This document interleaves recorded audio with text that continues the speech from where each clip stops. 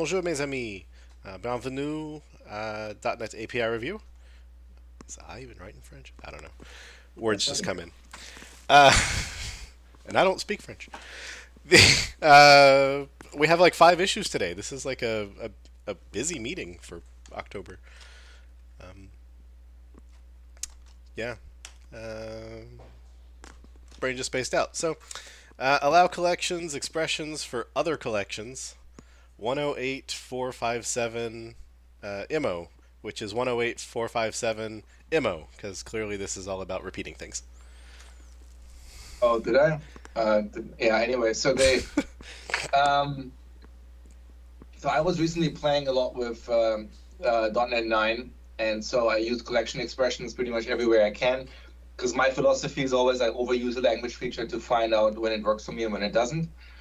And so I started using it very heavily across almost everything that I use with collections. And then at some point I noticed that certain things I expected to work and they didn't, and then I was confused why, and then I dug a bit deeper and then run a test basically with using them with all the collection types we have. And so there's a few of those that showed up. I mean, I didn't really expect stack or queue to work.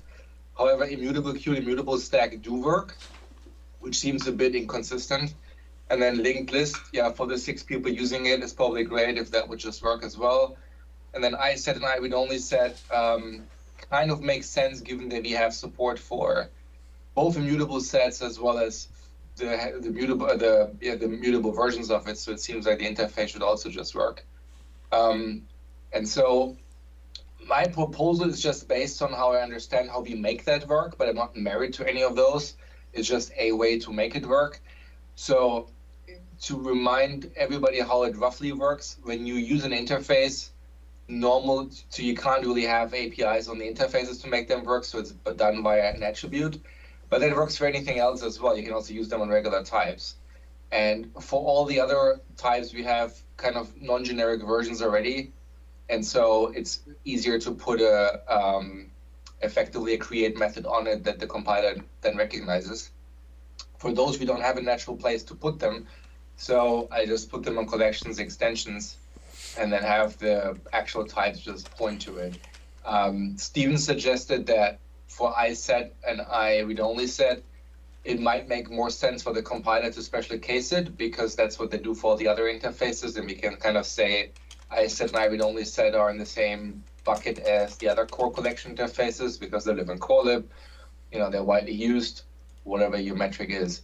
And then for immutable, everything immutable is handled inside the library, either using the pattern or the collection builder attribute. And so for the mutable ones, it's a bit of a mixture. So I have no problem adding support for these. I think the devil will be in the details as to how we choose to do it. We have a few options. One is anything that implements the collection initializer pattern, which is basically IEnumerable of t plus an add method, automatically gets collection expression support. So if we were to add an add t method to each of these, they would implicitly get it. But then, they already have an add method. It's just called something different. Queue has enqueue, stack has push, linked list has add last, I think. But that's one option. One of the reasons we didn't add these initially is because these are kind of these aren't really the APIs that you would, in my mind, these aren't really the APIs that you would want. If you want to create a queue or a stack from a span, given what we already have on the collections, I would assume that we'd actually want a constructor, new queue, and instead of passing in enumerable, you pass in a span. The reason we haven't done that is, and I should clarify, and if we did that, then we can put the collection builder attribute to specify that the constructor should be used. That works. The reason we haven't added those constructors is because there has been ambiguities that result from having an overload that takes a span of t and an overload that takes an enumerable of t, because arrays are implicitly convertible to both. I think, and we should double check with Fred and Jared and anyone else. I think that with the new first class span support that's coming, that ambiguity is implicitly resolved in favor of span, in which case we could just add the span constructors. And we wouldn't need these specialized create stack, create queue hidden methods. We would Unless just those have would be a compile failure for VB or F#. possibly yes, if unless those would be a compiler. But I don't know. I don't even know if they support. Well, VB, I don't even know if it supports the implicit conversion.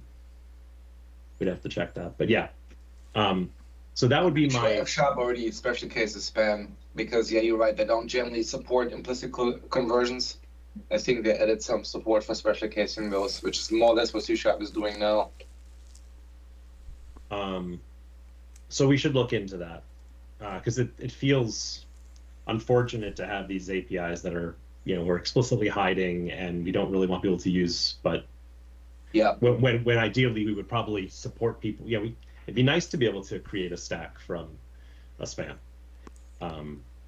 Just this isn't how we would choose to expose it. So I think we should figure out for the .NET, since we're talking about .NET 10 anyway, we should figure out for the .NET 10 timeframe the right way to surface it. So are you saying if there is a constructor that takes as read-only span, collection expressions just work, or is the expectation that you new up and pass in the span that use collections? No, it would just work. We just have to add the collection builder attribute. It'd be collection builder type of stack, comma, and then CTOR. Okay, so I see, gotcha. Because the signature of the method is always expected to take a param span. Yeah. Or params read span. Yeah. I think anything that takes a span, a read-only span. Okay. Doesn't have to be params. Sure, that makes sense. I kind of thought that collection builders requires a static type. Yeah, would you say type of stack bracket? The collection builder attribute specifies where the thing lives, so it would be stack, bracket, comma, quote, dot CTOR, close quote, or something along those lines. Right. So, but it understands the unbound generic. I believe so. We'll double check. If not, I believe that's a bug in the compiler, or that's my understanding at least. Okay. And if introducing a span constructor would be a compile error for VB or F#, the workaround is easy. We just also add an array constructor, because then we've intercepted the thing that is both a span and an enumerable. Well, yes, but we're not the only ones. I mean, that's probably the 90% case. The other case that we have that falls into this is string. So if someone had a stack of char, string that's also convertible implicitly to IEnumerable of char and read-only span of char. And in theory, someone else could have their own type that was similar, but we're probably off in the weeds at that point. I mean, we're already in the weeds with string. I'm just pointing it out for completeness. Out of curiosity, how difficult is it to make changes to VB or F# as needed to prefer one or the other, just like C# is doing? I have no idea. I think for VB, I would think it's more or less very similar to C# because it's more or less the same code base. I'm not sure they do the change for VB. I suspect they don't.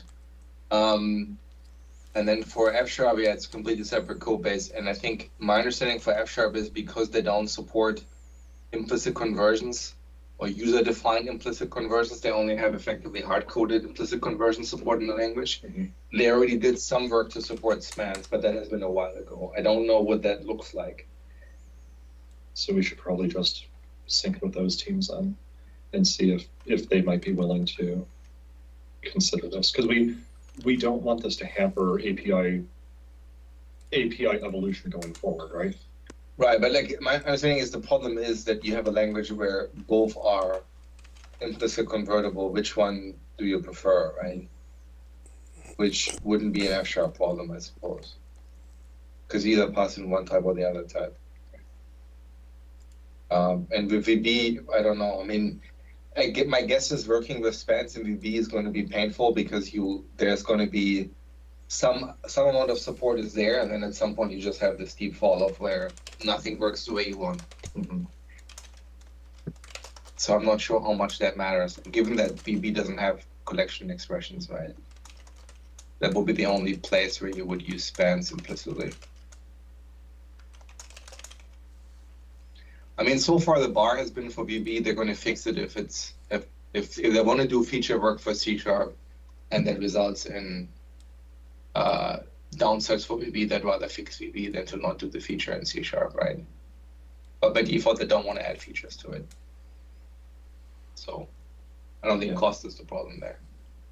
It's more the strategy of the language.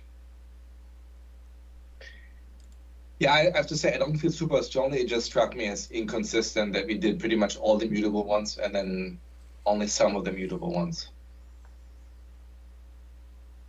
Yeah, the for question the is, did we even do the immutables, or did they just pick up on the shape? we No, we did did them, them. but they already had the APIs. So for the immutable ones, we were just adding the attributes basically. Yeah, that was very cheap.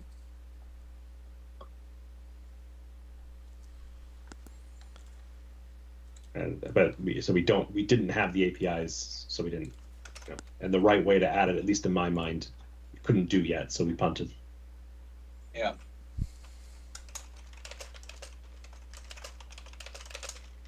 Yeah, for me, the most important or the most valuable one would be sets. I don't care, honestly, about stacks and queues that much. It just seems odd that one supports it, one doesn't.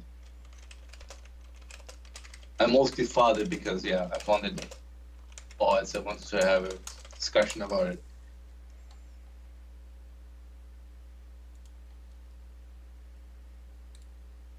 Steven, do you have a sense for how much pushback I get for filing iset and I would only set to be special case by the compiler? I doubt you'd get.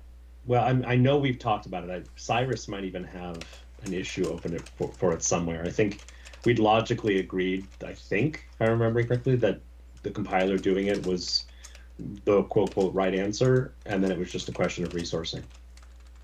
But presumably if they wouldn't, we would just put the attribute on the interface and point to the corresponding constructor, right?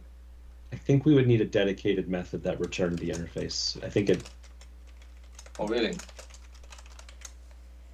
We could So you test can't it. point to you. So for I would only set, I couldn't just point it to, let's say, hash set. I don't know the answer. I thought it required a dedicated API for the interface strongly typed, but it's possible anything implementing the interface would work. What did we do for the immutable interfaces?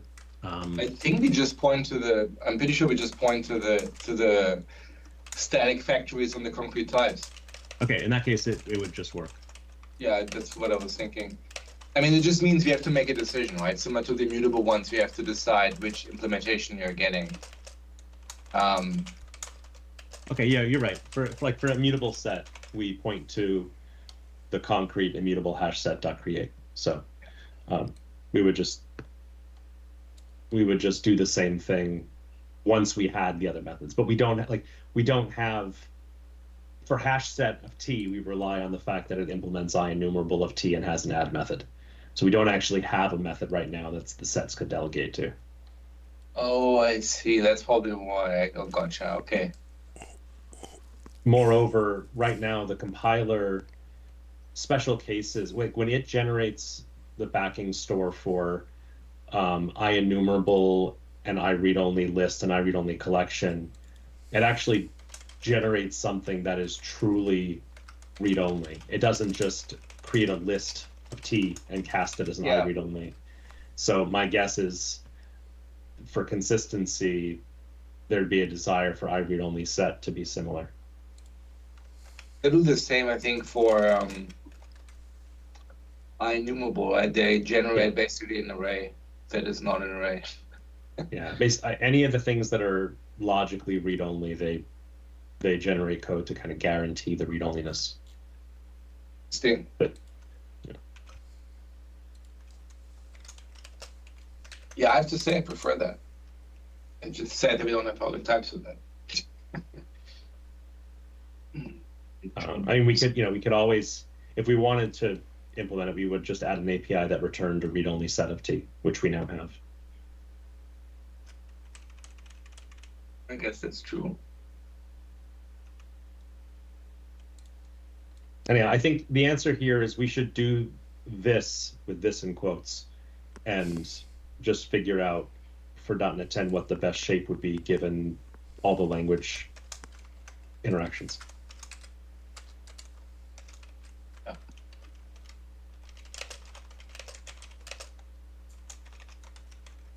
So we all in violent agreement.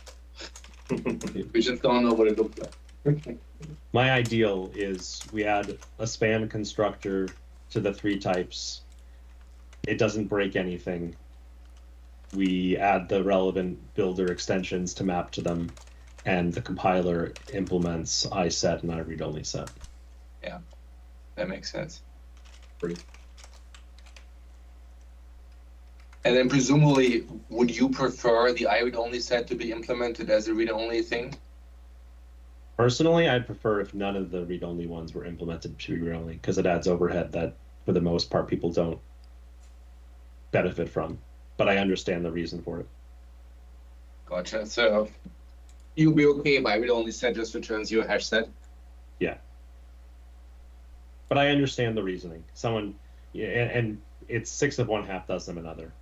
My perf hat gets upset, but if someone has a method that returns an iRead-only list and they return a collection expression, like, I can totally understand them being frustrated if someone upcast to something mutable and mutated it, especially if they were caching it. Yeah, I think people would be surprised if they said I read-only set equal open square bracket, some stuff, close square bracket, and then later found out that the contents of that changed. By the way, am I the only one who tried to use the splat operator inside of an array initializer and got super confused by the error message? Inside of an array initializer? You mean the curly braces? Yeah, when you do new bracket, and then curly braces, if you use the splat operator in there, you don't get an error message along the lines of, sorry, you can't do that here. You get an error message like, whatever the expression on the right side of splat is, can't be converted to index. And I'm like, what are you trying to do? I've used the splat operator before. I'm pretty sure that's what the syntax was. And then it's like, oh yeah, we need to use a collection expression context, not in an array initializer context, which to me is also weird because, I don't know, for me they're logically equivalent when you construct arrays, but... It's a good conversation to have with Cyrus. Yeah, okay. Oh, I was just curious what any of you had this problem. I've tried to use ... inside array initializers or collection initializers in general. I get a compiler error. I don't even look at what it is, and oh right, I'm using the wrong syntax, and then I switch.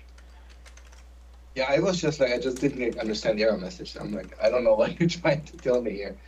I just thought I got the syntax wrong. I shuffled the dots around for like 5 minutes, and I'm like, okay, I guess it doesn't work here. Sweet, all right. Jeremy, do you have the notes? Do you want to paste them in and then move on?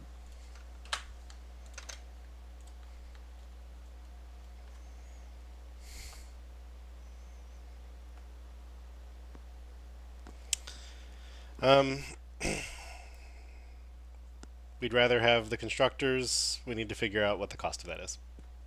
Basically, the notes. Do you like my if necessary? No, I just laughed at Levi's comment in the chat.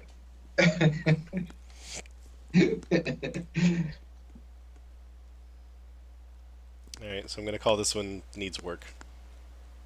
Sounds good.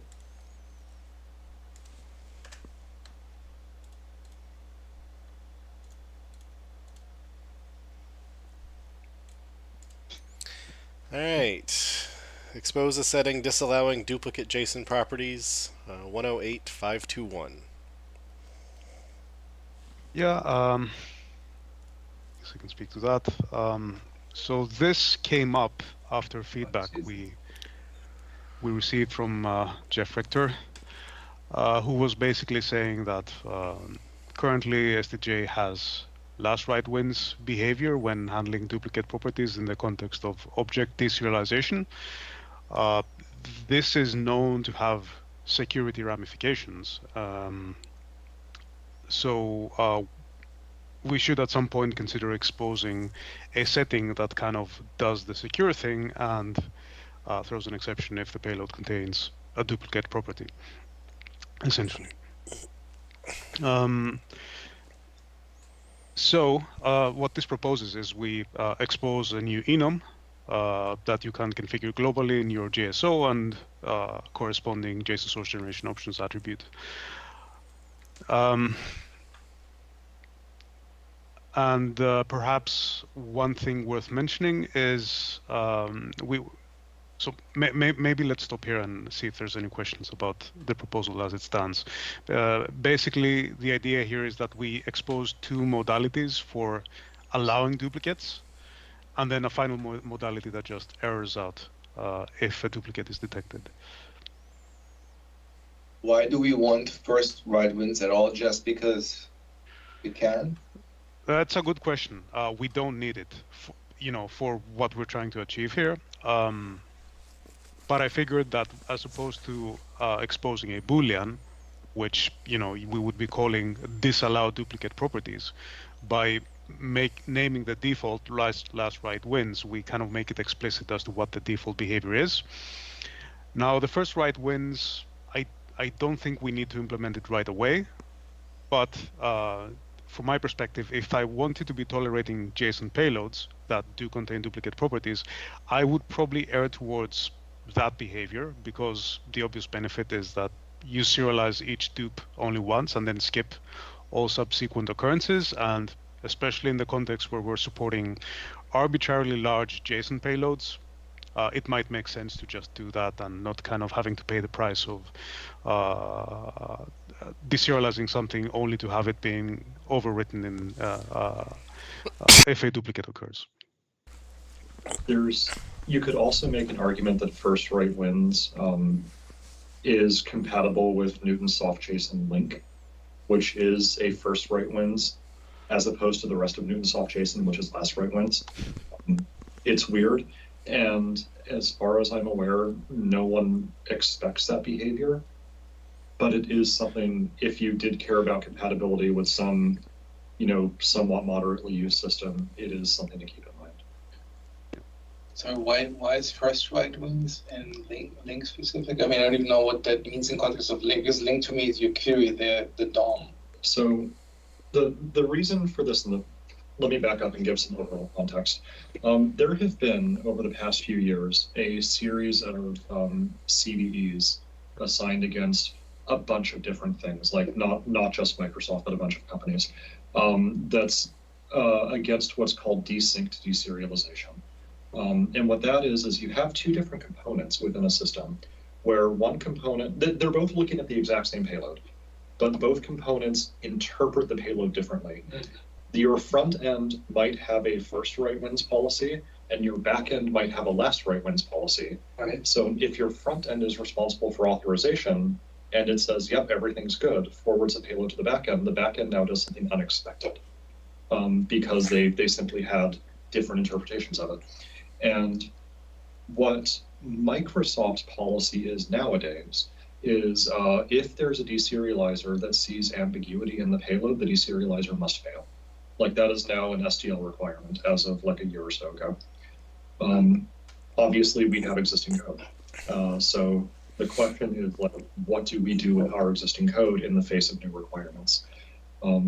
So this came up when we were security reviewing system text JSON a few years ago, and there was a desire to be compatible with Newton soft JSON, which is why we said at the time, like, yes, we understand that this might be unexpected behavior, but compatibility is more important.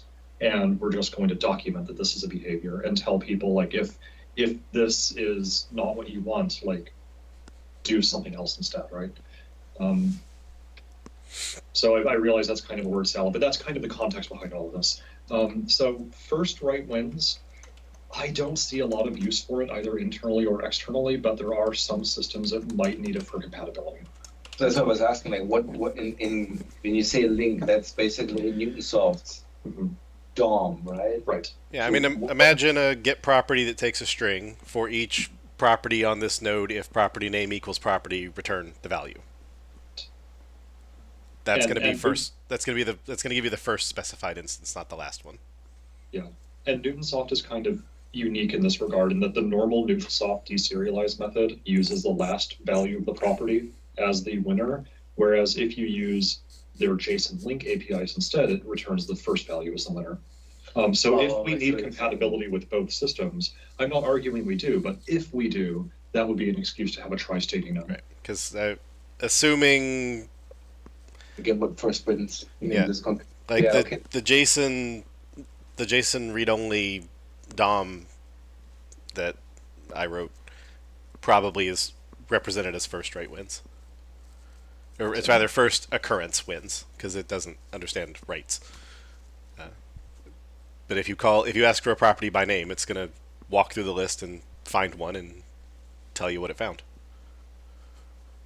So basically, your scenario is: I currently implemented something using Newtonsoft JSON. I want to move my stack to systemtext.json, but I want to preserve that behavior. I would set this to first write win so that it looks the same to the outside world. If you're using their version of JSON link, yes. And it sounds like what Jeremy said. It sounds like maybe systemtext.json does the same thing if you use our JSON link later. I mean, yeah, if you implement it like that, I mean, it sounds somewhat slow to do it like that, but yeah, I guess, yeah, you could in principle do that.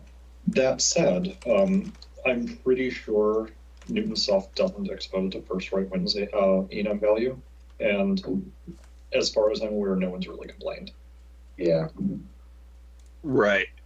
So one thing I'm curious about, though I guess it doesn't affect this API, is how often does this happen? Like, is the changing the default like never would we ever, or is it something like we're kind of considering but we've just avoided it?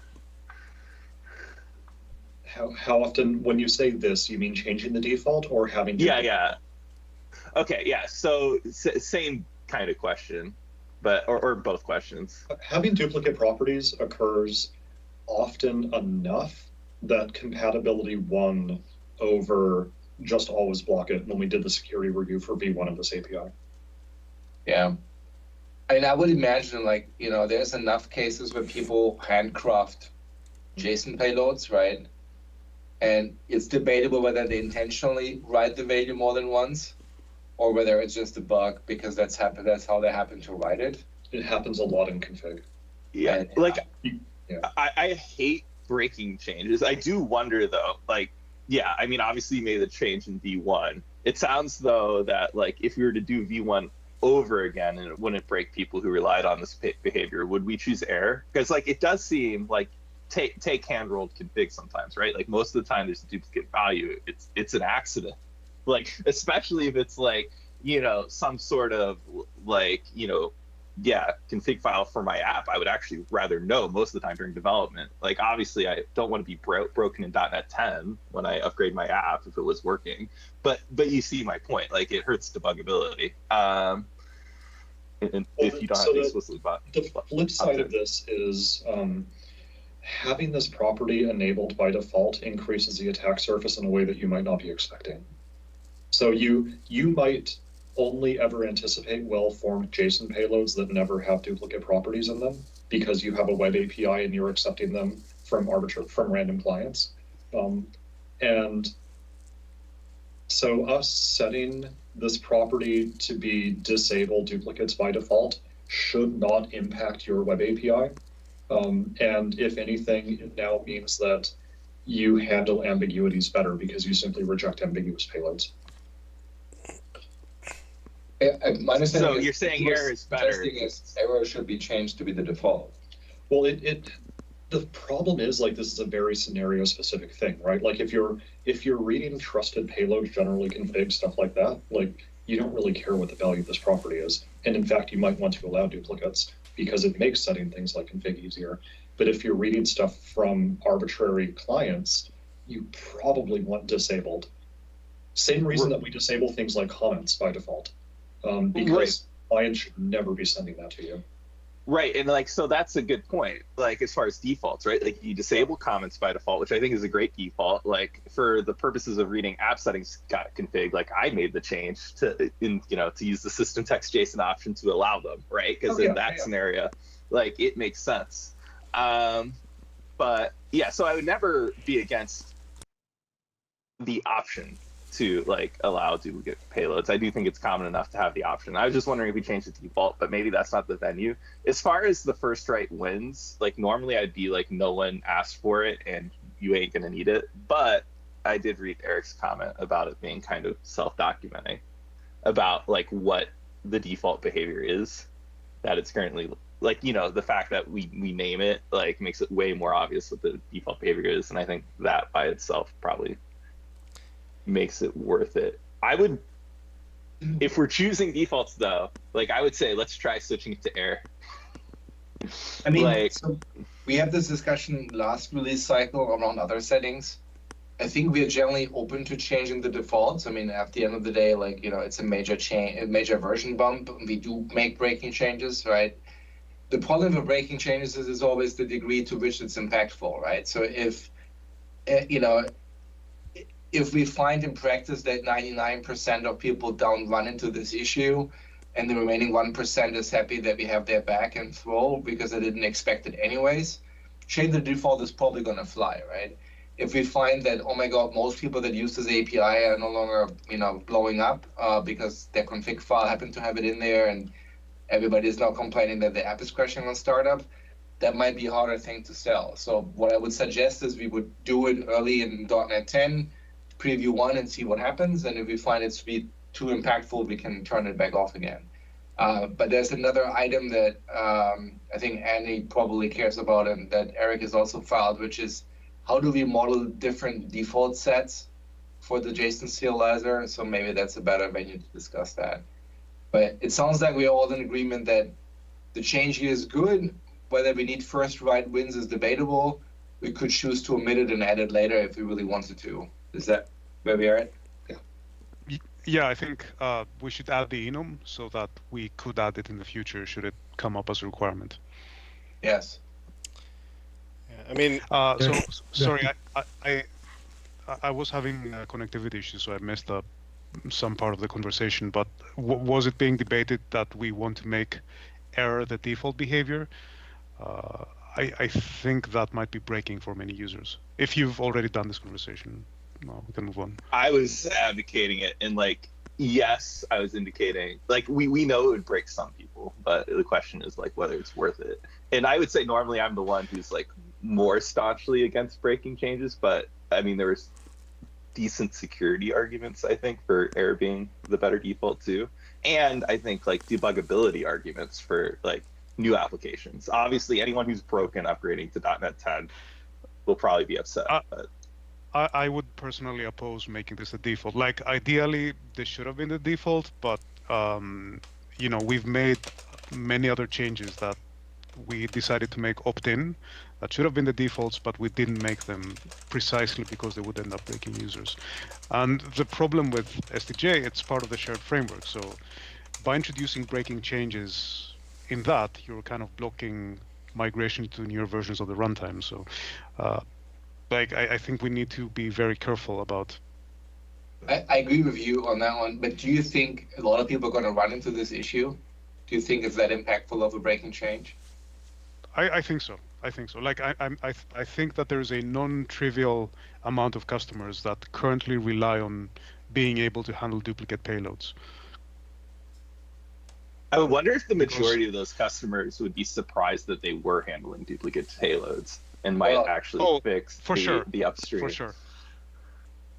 I think the problem is, I think that this is kind of the discussion we have in chat, right? Like they're handling duplicate payloads, but are they handling them in the way that is actually correct? And I think that might be true or that might be false, right? So in that sense, it is debatable whether letting them just continue run as is, whether we are doing them a disservice potentially. I mean, maybe, but that being said, customers have services that work today because of that behavior, maybe accidentally so, but once they update to .NET 10, suddenly they start seeing exceptions, and I agree. I mean, I would table that maybe for now because I mean, there's a different discussion we have on the defaults, right? That's that's the next issue. I would just say if we, like, I think we have enough adoption on our previews now that we don't necessarily have to make the decision, in the abstract, right? We could decide, well, let's give it a shot in preview one, see what happens, and then based on feedback, maybe revert back to the old behavior by default, right? But I'm not optimistic about that. Like, and especially given that not that many people use our previews in the first place. So I almost guarantee that there will be people knocking our door if we make this the default behavior. Like, my recommendation would probably be we leave the default alone in 10 and change it in 11, and we say that it is changing in 11. And that way, the people who say, well, the problem with upgrading to 10 is I need to have already upgraded to 10 to have the API that I need to change in order to do it. Like, we put the API in the previous major version. We made the breaking changes in the short-term support version. Deal with it. Because it is the better default, but compat is also relevant. also reasonable. But I mean, as I said, like, maybe let's table that one. Let's talk about the APIs. So I think we are clear with the APIs that's proposed. No. I would just maybe say let's omit the first right wins for now. Do we like the terminology? Right, I was going to say, actually... I want to talk about the names. I don't like the names at all. Okay. Or rather, Anne had her hand up briefly. Oh, yeah, sorry. I just had sort of a higher level question about how we think. So changing the default would be a behavioral breaking change. If there's a relatively straightforward mitigation strategy, such as setting last right wins to maintain the prior behavior, how do we think about those things? Is it providing a mitigation strategy make it easier, or is it still a huge problem because people don't want to go write the mitigation?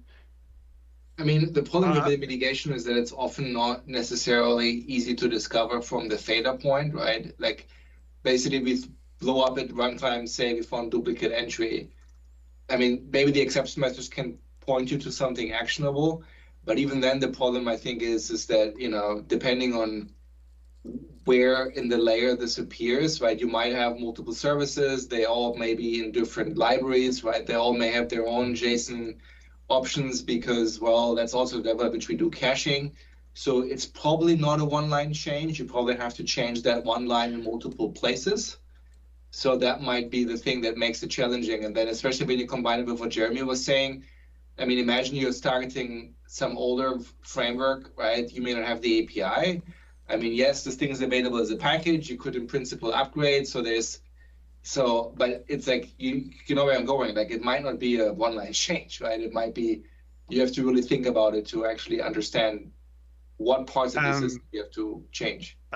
And the other thing here is that you might not own the source code of a particular impacted component. And what we've typically been doing in such types of changes is to introduce a feature switch that affects this globally in a particular application, which, like, if we decide to make this the default, then a feature switch would almost be mandatory. Yeah.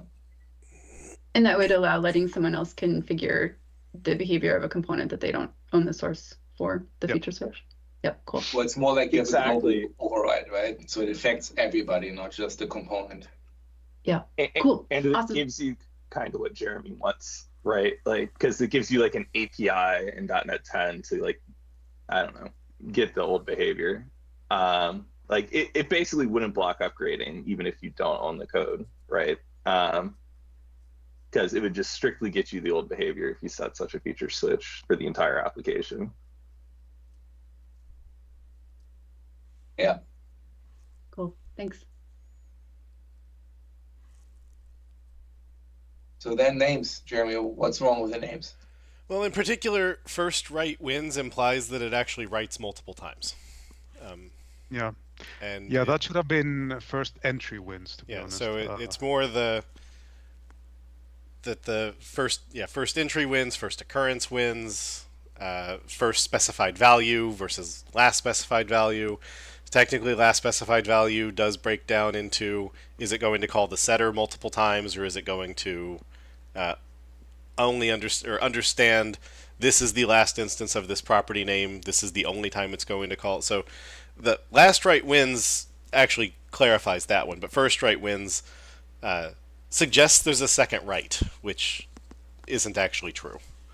And so I don't like the wins and the multi notion on first right wins. So the last right wins is basically overwrite. I mean, we could say we like the notion that it says last right because it's letting you know it's going to do multiple, but it's basically overwrite, first occurrence, and fail are the three behaviors. And again, I like the colloquialism of last right wins and first right wins. I don't think it's the good name for an API. You just remove the word right, right? Last property wins then? Last entry. meet? Last entry's good. Yeah. Does it need to be specified? If it's just last wins, first wins, is that not? You're right. Yeah. Yeah. I think that the verb could be removed. Yep. Or appearance is a noun. Yeah. Maybe those are nouns. I don't know. First wins and last wins are sufficient. It does lose the notion out of the current last right wins, saying that it will call the setter multiple times. We can document that though. Sure. I like having all three, honestly. Like, I think it makes it more clear what first and last mean. You could argue it's clear either way, but it also just doesn't seem difficult or like problematic in any way to support both. It's like, does it not complicate the implementation? Well, I'll let Eric speak to that. I'm sure slightly.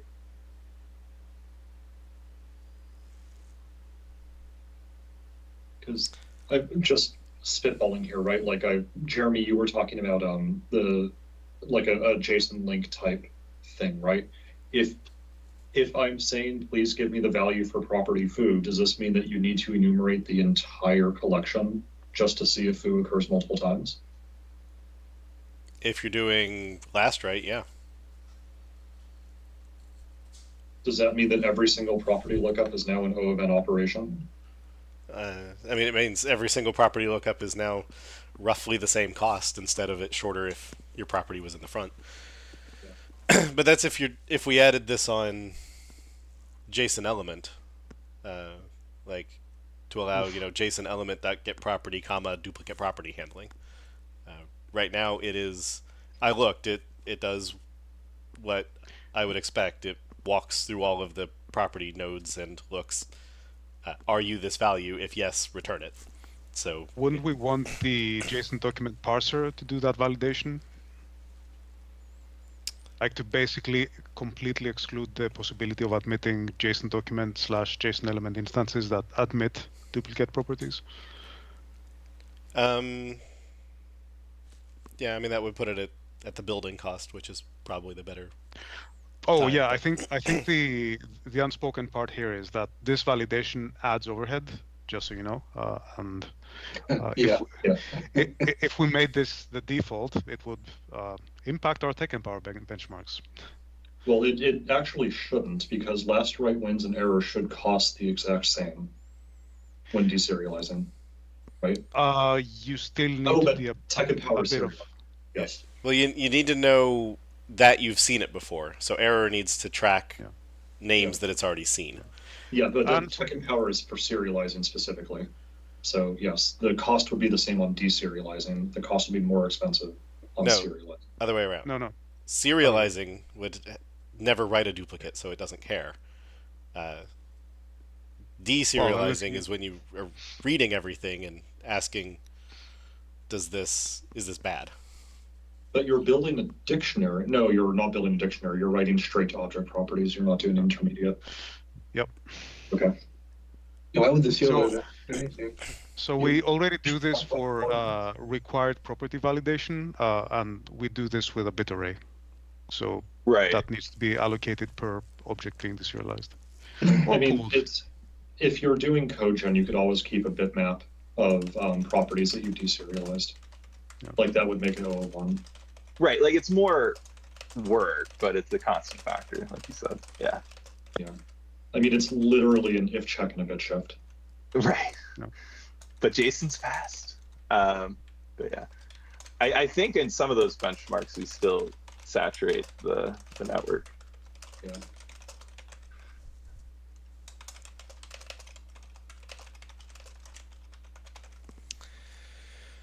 All right. Have we used wins anywhere in API? No, I don't like wins. I would say what I said in chat, like something like use first value or use last value. I like wins a lot. I think it makes it a lot more clear what it is. The fact that it's not used anywhere else, meh. Like, I think it's a lot more clear than use last, or a lot clearer.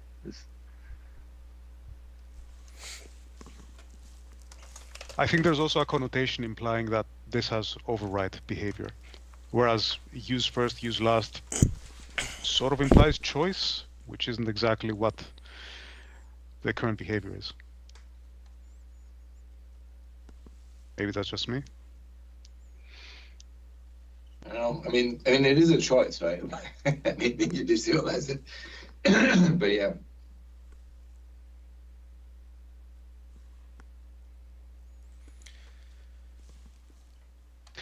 All right. So, what's our Perhaps current leading could you scroll candidate for the down, name? Jeremy, just a little bit. You kind of mentioned this already, but we should consider whether we want to extend similar functionality to JSON document, but I don't think we'll be able to use the same enum, or we wouldn't be able to accept all possible values in the enum. I mean, functionally speaking, JSON document would be able to handle all three. It just needs to have the same. Right. As you pointed out, I was thinking of doing it in the property lookup, but you're right. The better answer would be to do it in. Well, actually, because I think JSON element right now, if you for each the properties, it will show you that it was there twice. Yep. So adding it on building means it either needs a fourth value or that last right wins, or first right, like, yeah, either use first means something different to JSON document, or it needs a fourth thing of preserve duplicates, which is its current value. So the iterator is preserve duplicates, and the get property by name is return first. Yeah, the reason why I'm bringing this up is that I would think that if you're enabling this on your JSON serializer options, if you specify error in your JSON serializer options, that should flow into every type that you're deserializing, and that probably should include JSON document options as well. For everything else, we have ways to enforce this. JSON document parsing is less trivial. So maybe we need API there as well, and ship both in tandem.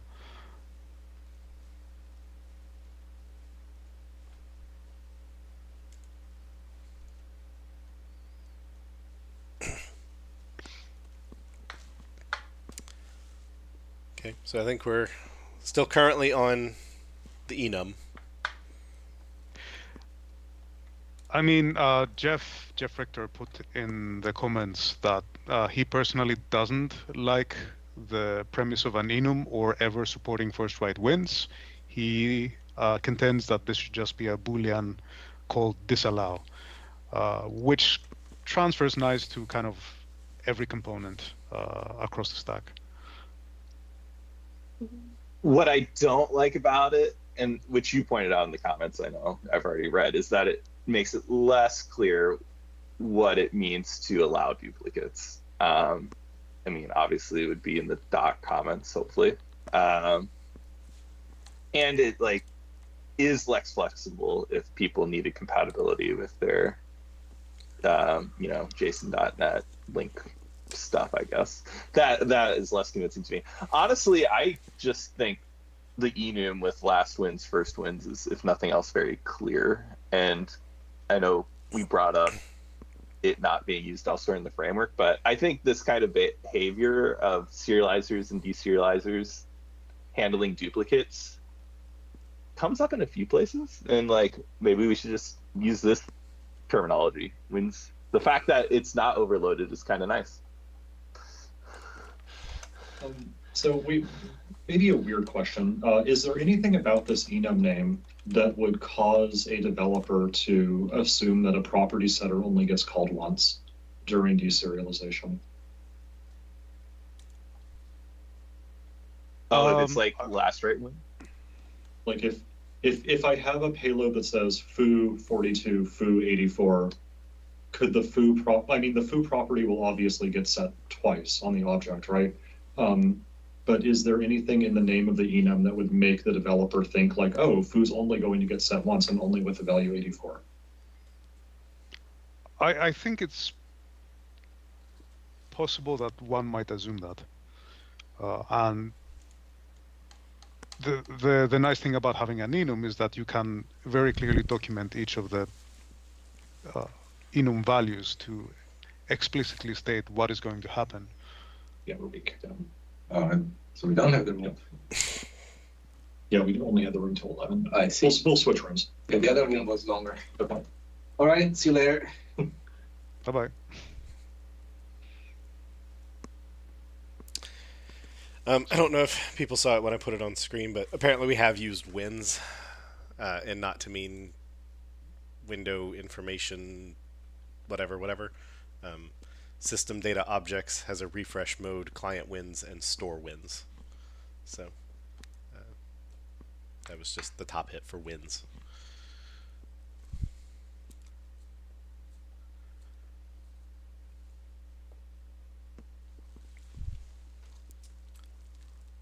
I don't like using this here, but we have the opposite terminology in some places. Like in channels, we have where we have the bounded channel, we have the concept of dropping. So we'll say like drop oldest, drop newest. That would be the opposite of, that would be like last loses, first loses. But I don't think it's hard to reason about in a place like this. Especially since you could end up dropping multiple things, which would be neither first nor last. There would be some things in the middle. Right, it would be oldest or newest. But I don't think it's too hard to reason about. I just wanted to bring it up because we have the same similar concepts of where we've chosen different terminology, but the terminology makes more sense in that capacity. Yeah, I mean, I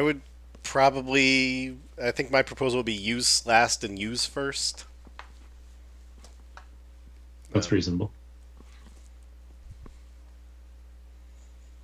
Or keep first, keep last.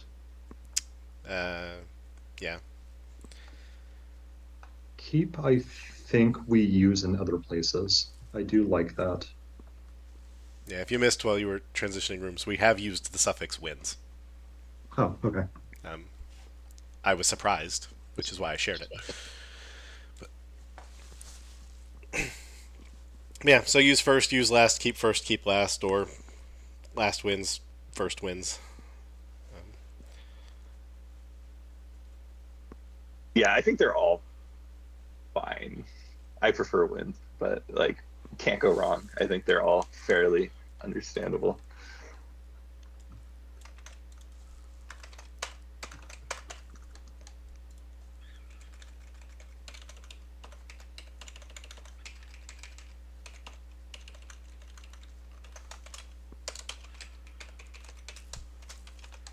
Just giving people things to look at. I wouldn't mind using what Jeremy proposed initially, which is overwrite.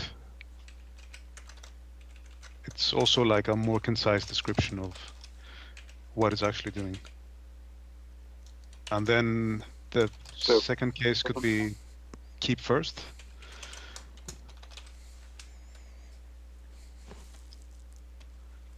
I like that. I don't think it's as clear what overwrite means as any of the other ones that explicitly mention last. I do think last is more clear about like what is doing the overwriting. Like, yeah.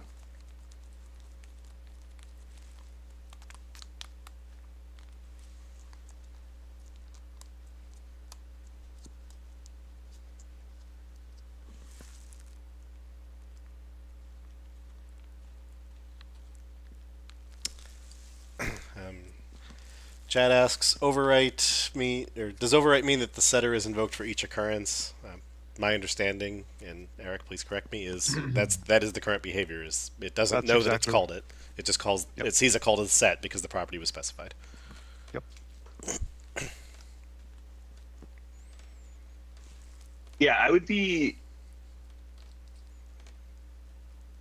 like keep first, overwrite with last. I don't know.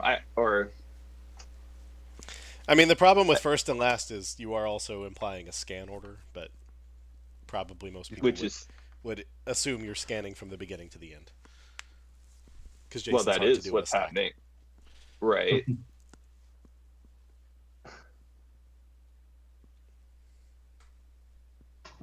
Like, I would say, if anything, like using last and first just makes it more clear what's going on than overwrite. But which one wins? To keep on using that word.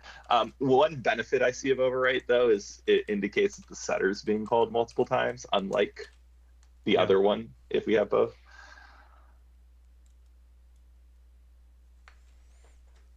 I don't know how critical it is that the setter is being called multiple times, but I mean, there could be logic in the setter. No, I think I really like overwrite and keep first because, they both are accurate in terms of what the behavior is going to be, and you are able to infer by looking at these whether the first one wins or the last one wins. Even though it doesn't have first and last in the name? Yeah, because I kind of agree. Oh, sorry. If you keep overwriting a mutable property, then if it's well behaved, then if you get it in the end, you'll get the last value. And you can add dot comments. I agree with you, Levi, that it would be clearer to put last in there. But I think if people had to guess, most people would guess that overwrite's going to keep the last property. I'm warmed up to this, yeah. I don't like the fact that you have overwrite and keep as verb, and then error is. I guess error can be a verb colloquially. Yeah, it airs out. Yeah. Call it air out. No, just kidding. I mean, fail would be the thing, but you can also call it throw. Yeah.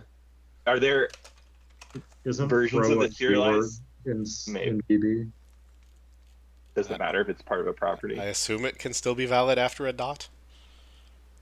Dot capital throw.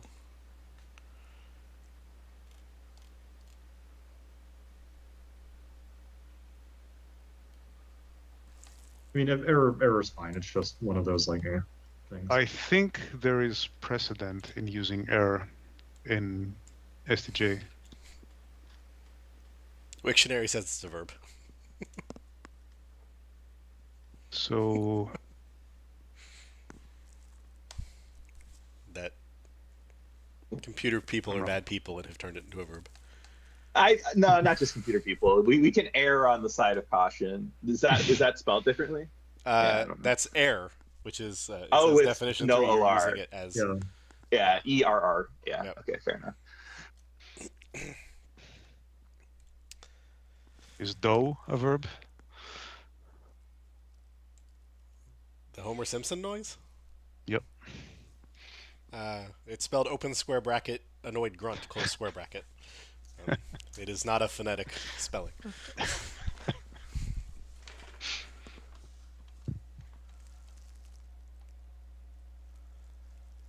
And I guess to clarify here, in error mode, are you pre-validating the properties, or are you calling the setter on the first hit, but remembering that you did it and throwing on the second? Exactly that.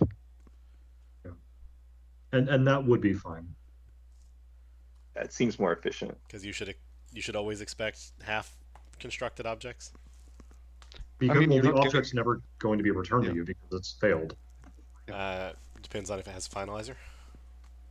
I mean, please don't deserialize finalized. Yes. I mean, I start with don't deserialize, so Yes. you needed more words for that. You're trying to resurrect the object, yeah. Back from the grave. Well, like, because, I mean, the object is created. It's just not returned. So anything where the create has a side effect, whether it's finalization, enrolling itself in a static queue, anything like that, you will get a half-formed But object. a malformed payload in general will do that anyway. That's true. So if you had a property set followed by a JSON syntax error, you would get the same thing. Which is why I said it's fine because you should always expect a half-formed object. Right.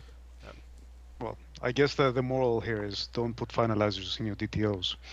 Yeah. Yeah, it's a terrible. Or idea. add yourself to a static list in the setter. No, you probably added yourself to a static list in the constructor, Fair enough. and then the Both of setter that. happened later. I mean, look at the deserialization code for dictionary sometime. That's exactly what it does. All right. Chat has collectively suggested overwrite, ignore, and throw. I don't know that I like ignore because it doesn't tell you what it's doing.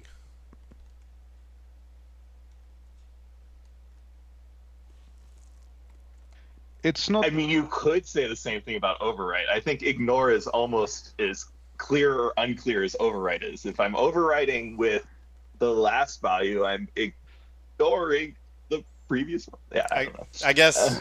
Ignoring the last value? Well, because Yeah, ignore I just don't sounds know. like don't throw. But I guess when you pair it with overwrite, it's when you see I a mean, second one, what do you do? Ignore it or overwrite the previous? So. It's not at all imprecise. Ignore, skip. I think these are valid ways to describe the behavior. But keep first is fine.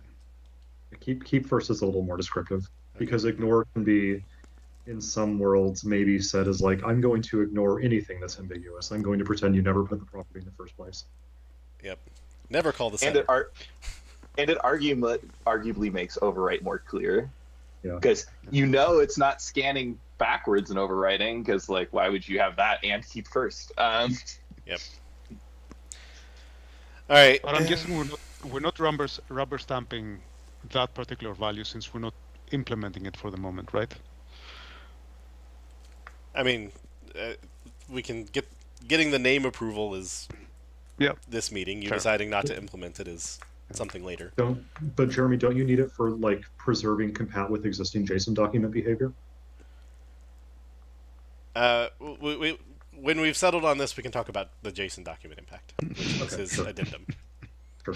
All right. So we're happy with overwrite. We're happy with keep first. Are we happy with error? Do we want it to be throw? Error is descriptive. It's fine. Dumpster fire? That's fine. Ship it Yeah. Ship it. with dumpster fire. No, Barry would like it. Can you use emoji as property names in C#? Jared will tell you yes, and Jeremy will tell you no. It's not the same. I'm sure you can. The language says you can. Framework design guidelines say all members should be named using only ASCII 7. Well, SharpLab fails. I'll say that. You have to name it using the \u syntax. Oh, that's boring. Because I think I don't think the compiler reads anything other than ASCII 7. Maybe it reads ASCII 8. I mean, except for in string literals and stuff, right? Yeah, but when you're out in just raw token land, I think it has opinions. So I'm looking at what you have on the screen right now. Is JSON serializer options also okay for ahead of time compilation, or do you need some kind of other property or attribute for source gen? That's the second one. Yeah. Oh, yes. Okay. Apparently, I can't read text that small from here. No, that's a terrible font now. I'll go with the middle one.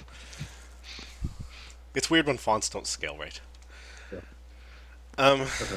All right. So yes, we're here and we're talking about it. So do we need to take this into account for So JSON document? So I've been thinking about this more during this conversation, and I'm kind of starting to form the opinion that it should have no impact on JSON document. And my reasoning here is that while duplicate properties are currently valid in JSON document, they are preserved as is, as the underlying encoding exists, and you can't actually change the underlying UTF-8 encoding. So given that the JSON document parser, isn't making a decision to pick the first occurrence over the second occurrence over the 1000th occurrence, it just dumps everything as they turned up in the payload. Maybe it's a setting that isn't applicable to this particular type. Who makes the decision as to which one to return to you when you query values? Depends on how you query them. Yeah. If you call get property and pass it a string, or the UTF-8 string, then it will return the first instance at this level. And if you write for each, then it depends on how you wrote your for each. If it's returned, then it's the first one. And if it's setting a field or local or whatever, it's the last one. Yeah, so there's nothing much you can do about enumeration, but maybe we can expose overloads for recovering a JSON property. Right, so overloading get property of which behavior do you want? Yeah. And that could conceivably take JSON duplicate property handling. Overwrite is a little weirder in that case because it's not writing anything. But well, I don't really like that because again it puts the onus on the caller, who assumes that they're dealing with a valid JSON document. It is a valid when JSON in fact document. it isn't. Yeah. JSON, the language allows duplicates. Otherwise, we would have blocked it in the reader. Yeah. Well, in fairness, the it RFC doesn't. says consider blocking it. No, it doesn't. It doesn't. The wording, because I was reading it a few days ago, the wording says it's not allowed, but it acknowledges that there exist implementations that don't follow that advice. So strictly speaking, JSON objects with duplicate properties are invalid, but the web is the web, and therefore we need to tolerate other things. Well, you need to. So the old adage is be conservative in what you produce and liberal in what you accept, and that adage is complete garbage, and nobody should follow it. Like that is a seriously, like that adage is responsible for a very large amount of sadness on the web today. That's the end of my rant. But if you know what your customers want, right? If your consumers need the ability to represent a JSON document, including duplicate properties, then that tells you that you need to have the ability to reflect that.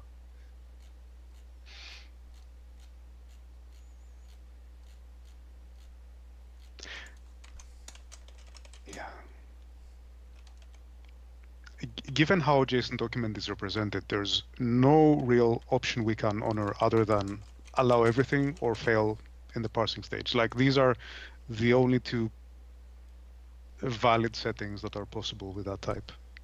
And the reason for that is it doesn't build a tree representing the document. It just adds annotations on top of the existing UTF-8 encoding.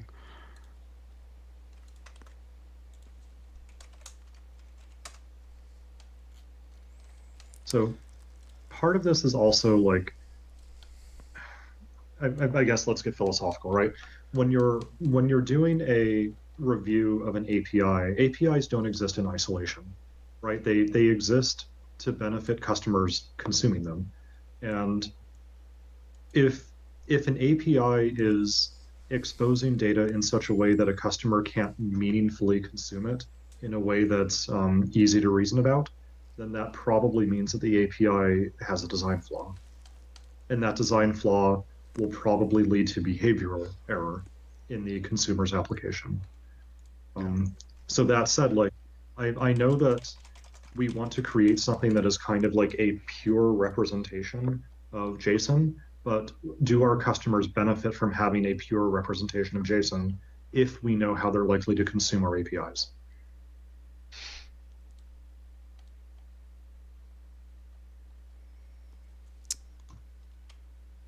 For what it's worth, the RFC says the name should be unique, and should says is a recommendation, not a requirement. So the Okay. RFC allows it. Because Yeah, it's the bad. RFC does have something they're saying like people really shouldn't be doing. So Sure. I also think our documentation for JSON element get property is wrong because it says it returns the last one, and I'm sure we have tests somewhere, but glancing at the code, it looked to me like it returned the first one. It might be that it's a stack and it reads backwards, so the first one is really the last one. But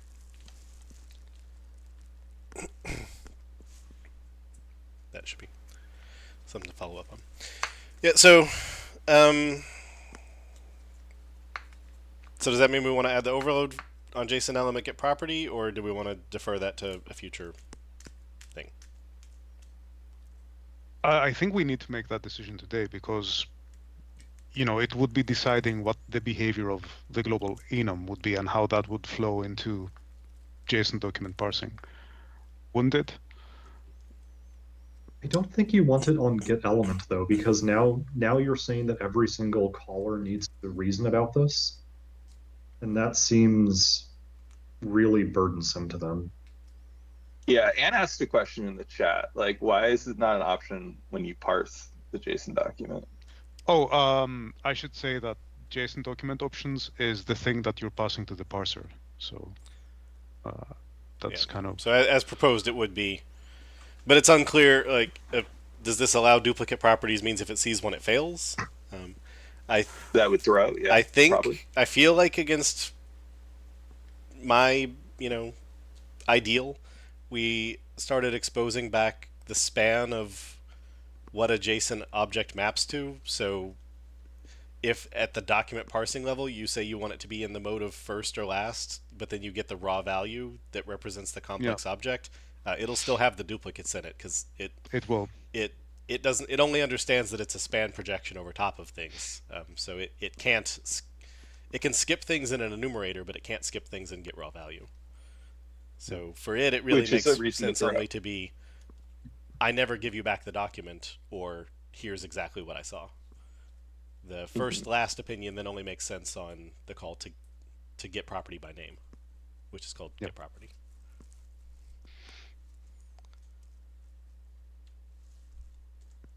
So telling it to fail parsing if it sees a duplicate is fine. It's maybe a bit of a blunt hammer, but it certainly is the thing that one can reason about the best. Yeah.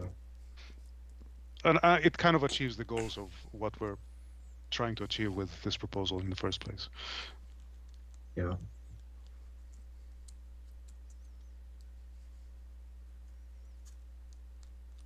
That seems reasonable. Because like you said, the JSON document is just a representation. It's not trying to make any type of goodness determination as to which one is the value that you wanted. Yep. All right, so do we, like JSON document options, allow duplicate properties? The other alternative is the negative, so disallow, so that it defaults to false. Is there anything preventing us from using the same options? Like, it would change the behavior of, like, assuming that you're allowing duplicates, right? Like, it would change the behavior of get property. But yeah, I mean, this is, again, Anne kind of suggested that, or it does suggest that in the comments. There is... Oh, go ahead, Anne. I was just thinking, thanks, Stephen. If we went back to names sort of like use first, use last, and error or throw, and I know that these are options at different layers, but you could sort of set the behavior for all subsequent calls to JSON element APIs at the document level, that's kind of nice because there, if I do JSON document parse, I can sort of opt in to like, oh, I'd like this to be secure. Please throw, if I either at parse time or when I request an element, it could be different behaviors. But that way I can, if I'm a nervous person and I don't know if I'm handling a safe JSON payload, then I would just know that the tool would do the right thing for me and I wouldn't have to reason about that by setting the sort of opt into the secure option there. So yeah, and it'd be nice if there was sort of a parallelism at the different layers of like, hey, I want to use the first one when I'm writing, I want to read the first one, or vice versa, or always secure or something like that. So I like the symmetry there if folks are willing to consider that. So I think I want to say that the next issue that we're going to look at is actually very close and to what you were proposing just now. So I think you're reading ahead in the syllabus. I think I already read ahead before the reading, but okay, maybe if I'm getting ahead of myself or the reading, then that's fine. I could wait. I mean, overwrite makes less sense at JSON document options as the verb. Saying keep first or keep last or use first or use last makes sense there to say we want the document option to change how the get property method behaves. But again, if anybody's working in terms of raw value or their own enumeration, it's really there are two allow duplicates and then one disallow duplicate, because raw value can't get rid of things. Yeah. And if you're enumerating yourself, you'll see both. And this is actually where, if you're willing to take a step back on the JSON duplicate properly handling, like I think first wins, last wins works really well for both scenarios. Because it's like, yeah, I mean, if you enumerate, you get both. But like if you're calling get property, it wins.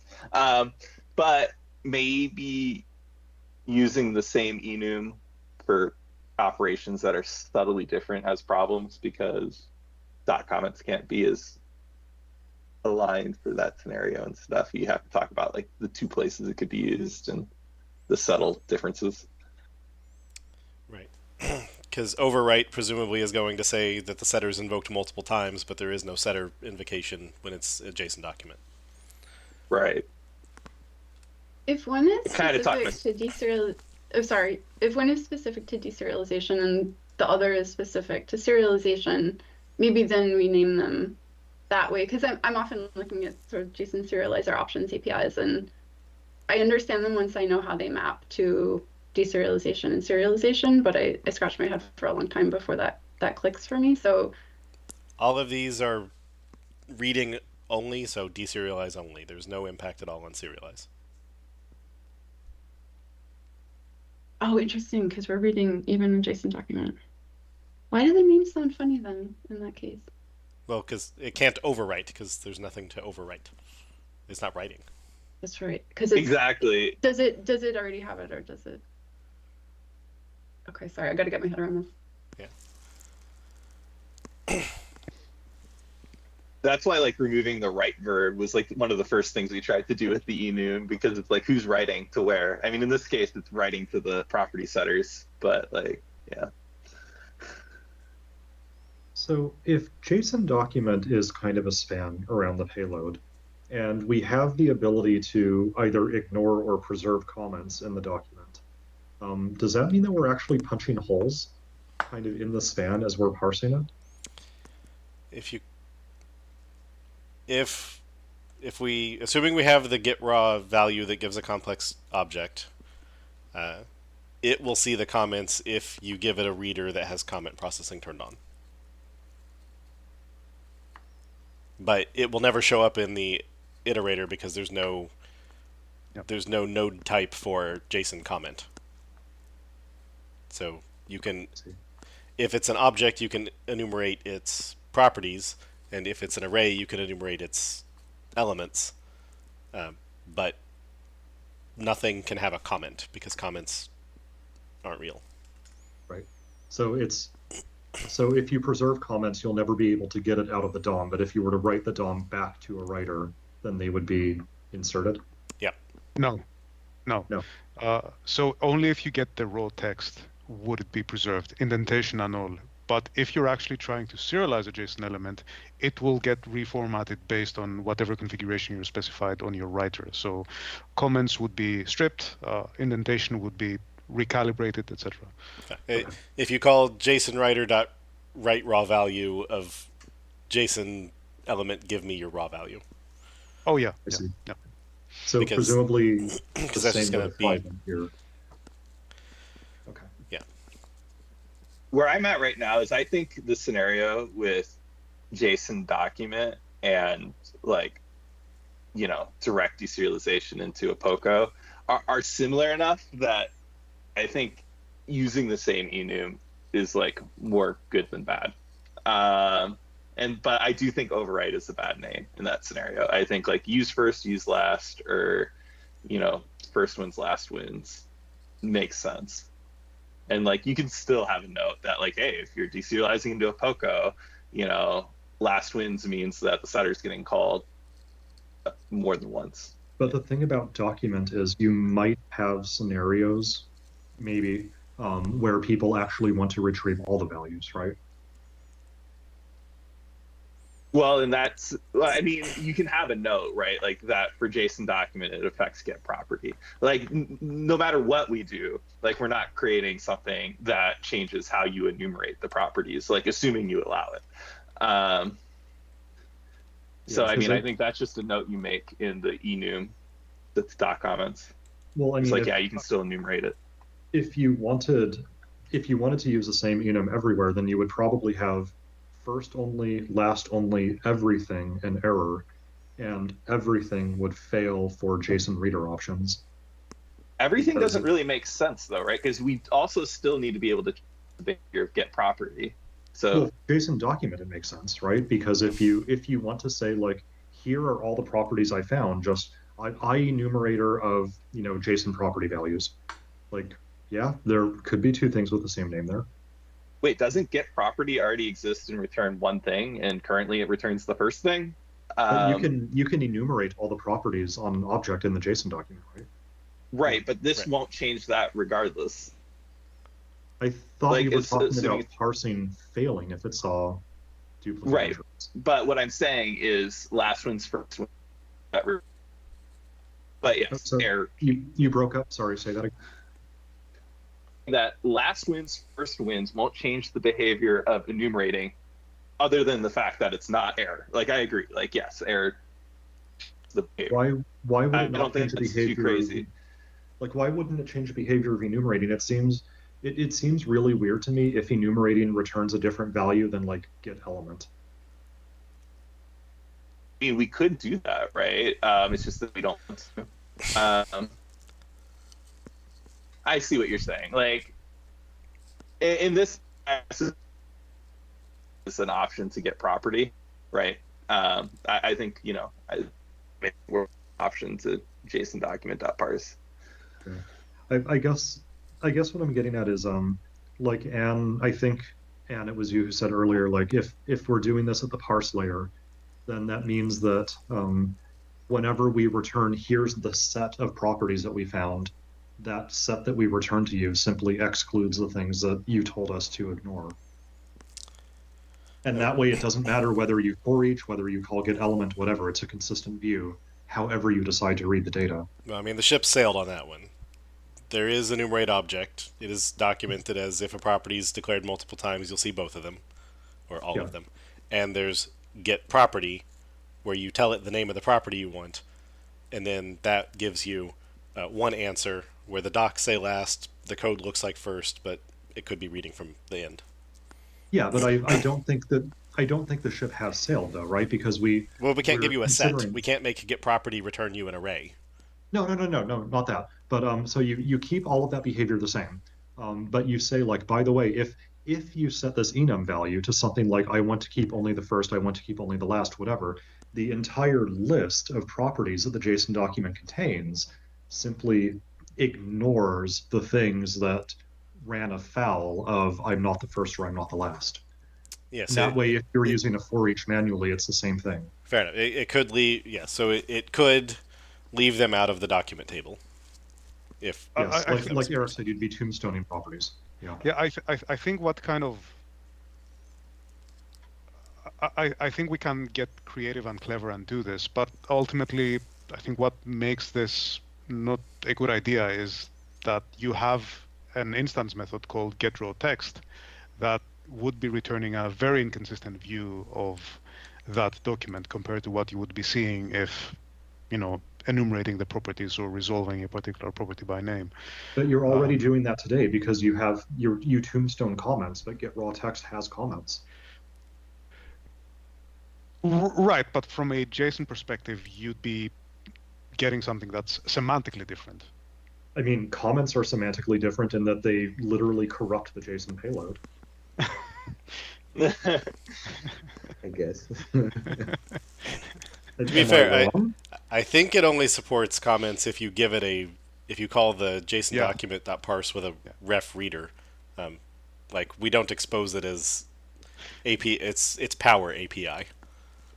Yeah, but ultimately, like, I would expect that if I'm doing get raw text, I'll be producing something that, modulo remarks about what JSON comments are in the first place, give you something that is the same thing as if you had serialized that JSON element to a new writer. So what that tells me is this is a really good reason to have straight up fail if you see duplicates as a default behavior, because then all this ambiguity goes away.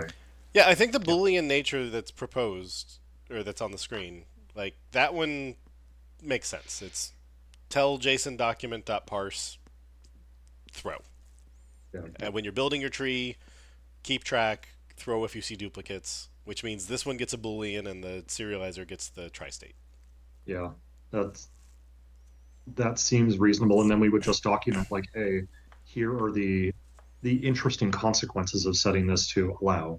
Like the enumerating is going to give you potentially a different value than calling get element, for instance. And I'm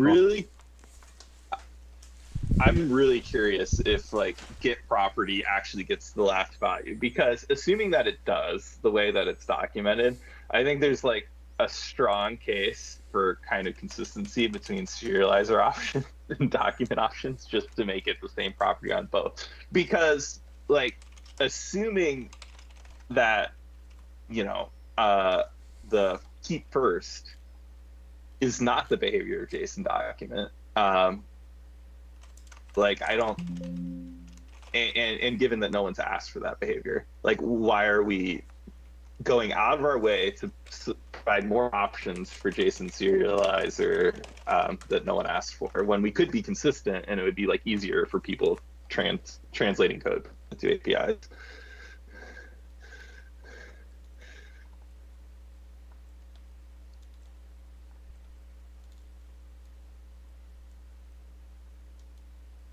I didn't get was there a question in there? Well, the question is like, yeah, like I kind of agree, because JSON document options being allow duplicate properties being a Boolean is like way simpler to explain and easier, and we want to do it. And I'm kind of convinced by those arguments. Like, I think that then makes me reevaluate the JSON serializer options, because there is a benefit, I think, to keeping JSON document options and JSON serialize options as similar as possible. And we were considering keep first being like the less necessary one anyway. Right. And if we get rid of that, it's a bool. It's the same bool. And we could just name it the same thing. Yeah, and in fairness, I've never heard anyone ask for keep first. The entire argument I gave at the very beginning was to try to keep it in sync with JSON document. But if JSON document's going to have its own thing, then that whole argument gets blown apart. Yeah. I mean, we can just make the GSO property a Boolean, but we were deciding that we're never implementing an alternative duplicate handling behavior, which is fine, I think.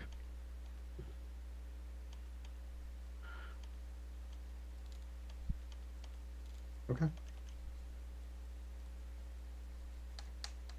So then if we want to reconsider the JSON serializer options property and just make that a straight up bool, like, sure.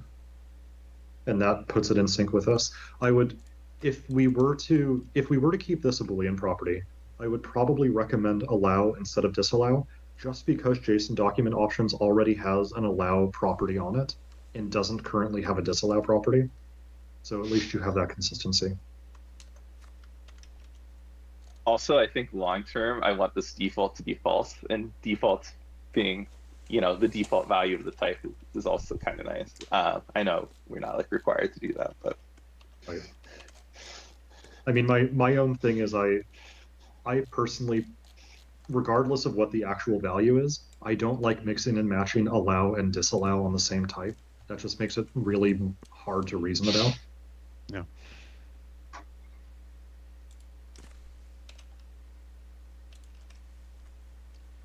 Because it means that like you can't just visually look down the list of all the property setters and say that true is turning something on or that false is turning something off. Like you actually have to start looking at the property names at that point, and it's a weird mind trip thing. Yeah, I like allow. It avoids the negative and stuff too. I think it's all goodness.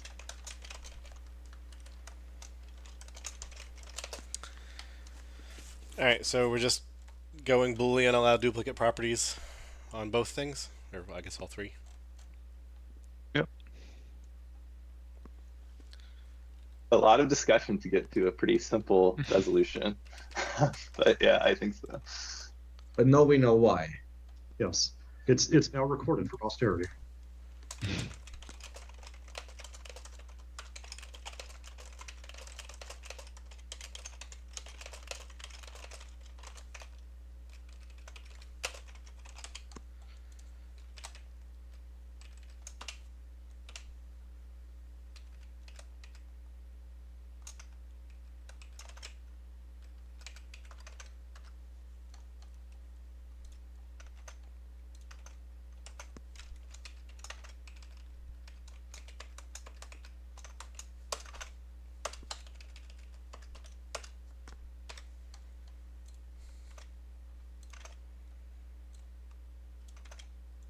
Oh, namespaces.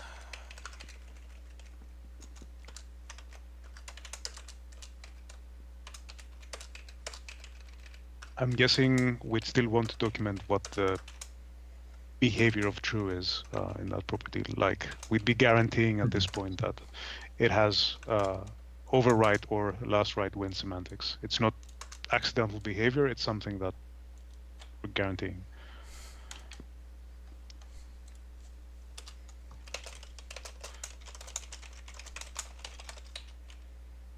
Yeah, I like that this aligns pretty well with like allow trailing commas, which is on both JSON document options and JSON serializer options and some other things, one-to-one.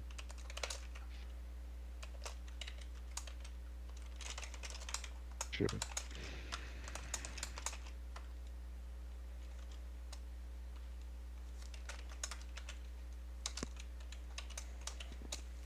All right, we happy? Reasonably. You mean like with this or in life? Whatever. You got the mic. It's your time to tell YouTube.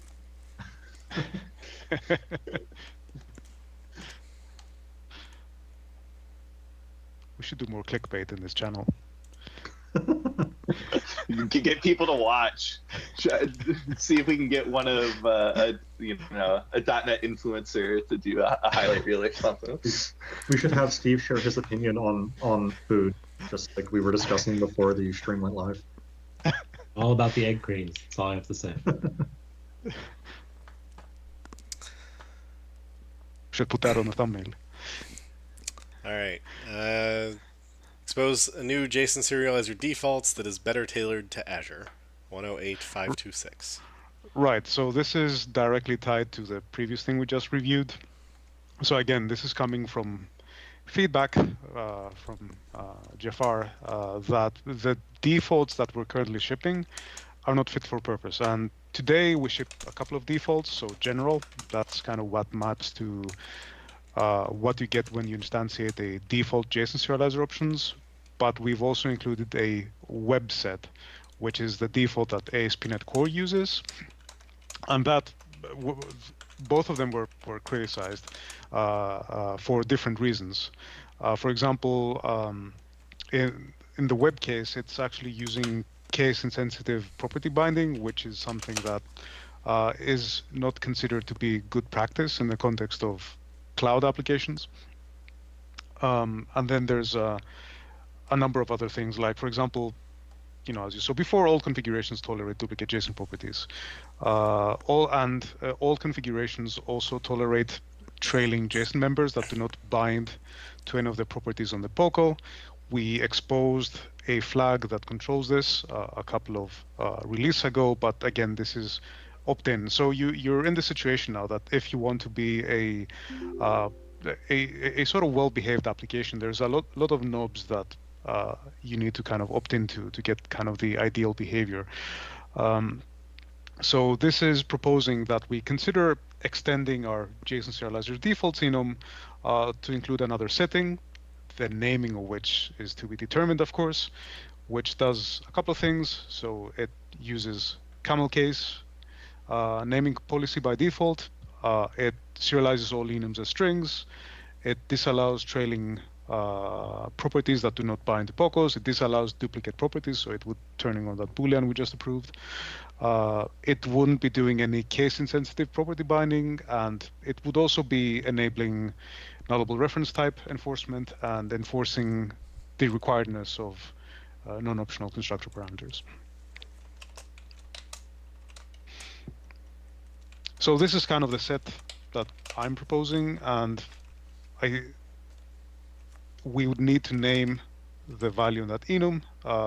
It is suggested that we should be following some sort of versioning scheme because, of course, what we consider ideal is, I guess, a moving goalpost longer term. So it is conceivable that new features and more specifically security-oriented features will be added in the future, and we might want to include these in a new set of defaults in the future. I'm a little confused as to what the first bullet applies camel case naming policy and the last bullet preserves case sensitive property binding. What do those two things mean together? Right. So the naming policy is basically just a one-way transformation that STJ applies to map .NET member names to JSON identifiers. Now that is something that happens ahead of time, so to speak, when the JSON contract is being generated. But once that is done, it by default it uses case-sensitive property binding against that identifier. Okay. Now there is a setting in JSON serializer options that enables case-insensitive property binding, and that kind of functions independently of the naming policy, if that makes sense. Got it. So the incoming property name must exactly map the camel cased casing, or whatever name was computed for that particular property, because you might apply a naming policy, you might hard code the actual JSON identifier that's being used via the JSON property name attribute, or you might have customized it via the contract APIs. So there are many ways in which you can reach an identifier. Camel case is a convenient way for mapping, typically Pascal case identifiers in .NET to camel case identifiers in the JSON contract. Got it. And the JSON string enum converter is not turned on by default? It is not. By default, what STJ does, and I would think that's unfortunate, it will always serialize enums as integers. So users actually need to opt into that behavior, and 99.9% of use cases, when you have enums in your model, you probably just want to serialize the string identifiers. So that's not a... Go ahead, yeah. That's not a security-oriented addition per se. It's just something that I guess should have been a default. But if you guys think that this is more of a thing that should be oriented towards security or hardening the behavior of the serializer, maybe we can consider removing that particular knob or that I particular think setting for the knob.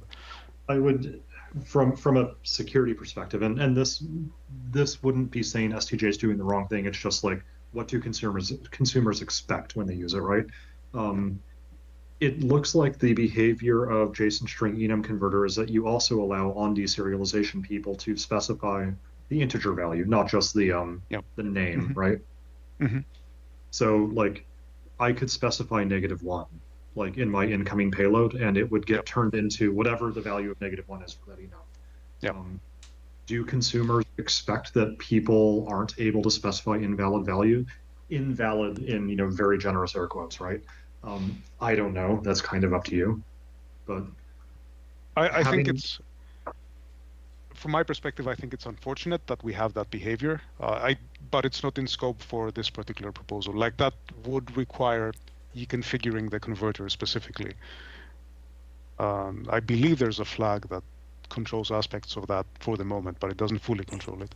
Yeah, I would be somewhat hesitant to name something strict if just, I guess maybe I'm getting ahead of myself, like maybe talk about the name later.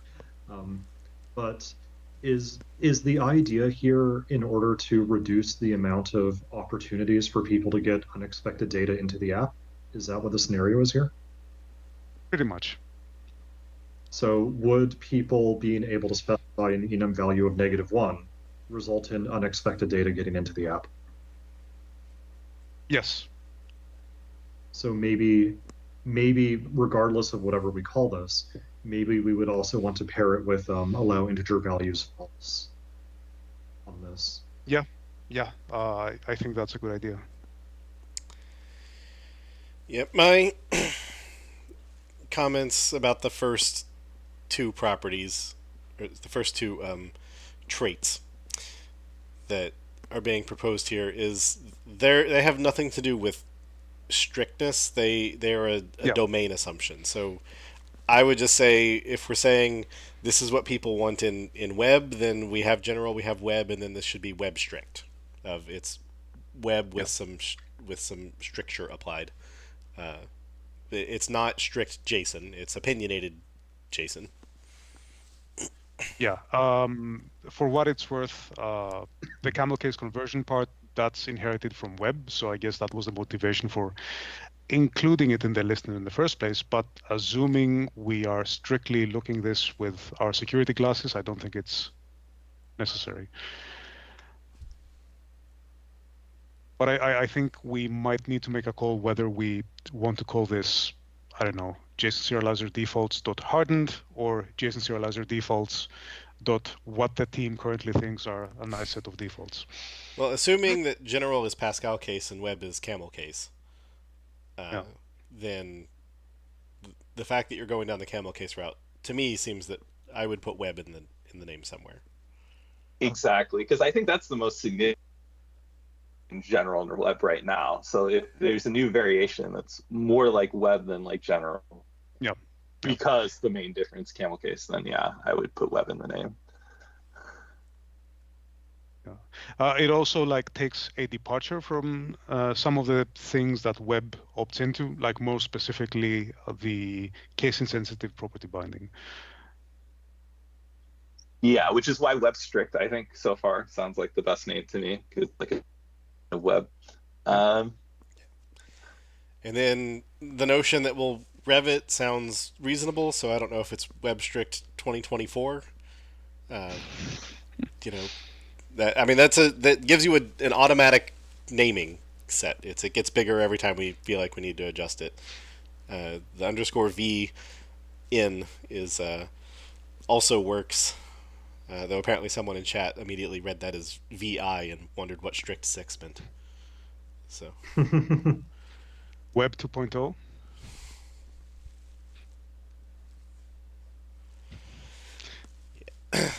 So, I mean, I think some sort of web strict is fine, or just calling it Web 2024 or whatever. I mean, I don't I'm not against web strict. If we think we're gonna like, is there like we would only get stricter, right? Like, are there new things on the horizon that we could like? What else could we get strict about? Well, one of the things that I mentioned earlier in chat is you don't actually have to get stricter. You could actually get a little more relaxed as the ecosystem changes out from under you. One of the examples I gave is that right now system text JSON is very conservative about when it emits non-ASCII data. You could loosen that a little bit just based on how the ecosystem has been changing over the past few years. I'm not saying that should be done here, because that's a discussion in and of itself, but it is an example of how things don't always contract. They sometimes expand. So, like, WebStrict 2026, instead of switching to /u encoding for emoji and a string literal, you would now allow emoji and string literal. Perhaps. Just the candidate. Yeah. Is there, I mean, I know it's stricter, but is there like what's the point with string values for integers? Because like I could understand why you would want to do that if you think the payload might be read by JavaScript and you're running into issues with the precision of floats and stuff. Like obviously that's not a problem for .NET if you're reading into like a long or something, but like if you're trying to create payloads that work for both, that seems like kind of. I think when in other languages, it's sometimes common to have like magic strings. I shouldn't say magic strings, but strongly typed strings. That's the thing that you love, right, Jeremy? That is an expression in FDG, yeah. Yeah. And in .NET, the way that we tend to do that for a finite set of string values is to have enums. But that doesn't mean that other languages don't allow that, right? So you can imagine that, like, well, we happen to use an integer to say foo or bar or baz, but in the system that we're interacting with, they actually do treat the values as the individual strings, foo, bar, and baz. So it is appropriate probably to send strings instead of integers for those scenarios. I mean, what we call strongly typed strings are the things like hash algorithm name, where it's a struct wrapping a string so that the struct can have static properties that are the accelerator values. So you use it like an enum, but really it's just string. Right. But in your case, you have a set of known values, and then it's kind of open-ended beyond that, right? I'm thinking in the case that we're considering here, there's a closed set of values. Yeah. Right.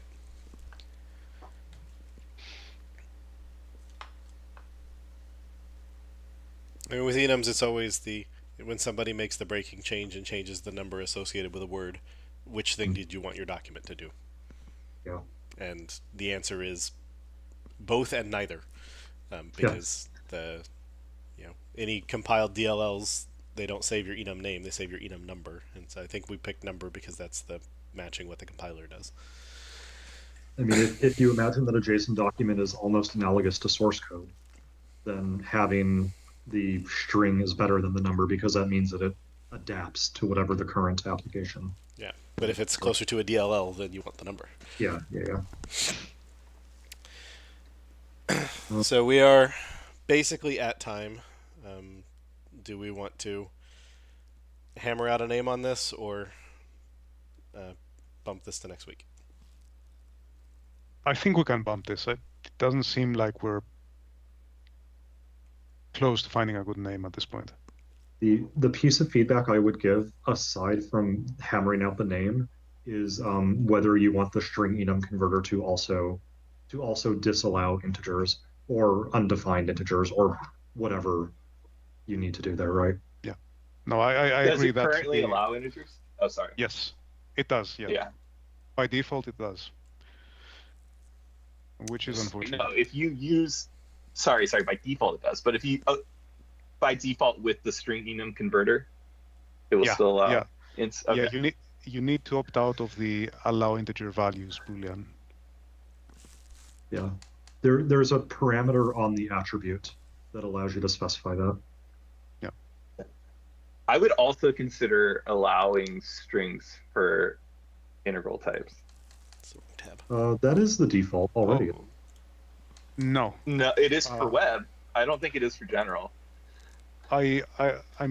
so part of the feedback again that we got from the Azure team was that this is something that is also considered harmful. That It is, yes. we absolutely like if we want a strict set, we don't want to like coerce strings into numbers. I guess like is that point earlier I made about that could be read by JavaScript. That's like the only way to reliably represent them in a way that can be read by both languages. One example of how it's harmful is say that I'm passing you a floating point value, and I do quote NaN quote. Right now in JSON, there's no way to specify not a number in a JSON payload. But if I send NaN as a quoted string and then get someone to coerce it into a float, like I've now messed with their business logic in unexpected ways. Mm. yeah. That's a concrete example of how it's harmful. There are others. Yeah. So, popping back for just a moment because I did run a test. JSON document, there's rather JSON element.get property does return the last one. So for your scenario, Levi, I will say that the web defaults won't allow that, right? Because we don't use allow name floating point literals. And again, it's the only way you can reliably do that for long values that works across languages. Like if you want to work. So like you're giving up something. And if we want people to actually use this, like, I don't know. Well, I don't know how the thing common that is. the thing is, you can use that JSON serializer defaults to kind of opt into like a hardened set, and then kind of mix and cherry pick like the things that you want to opt back into, right? That's kind of the nice thing about JSON serializer defaults. You pass it into as a constructor parameter, but then you override the property for JSON number handling. Okay, yeah, and if it's probably not super commonly used feature, I suppose.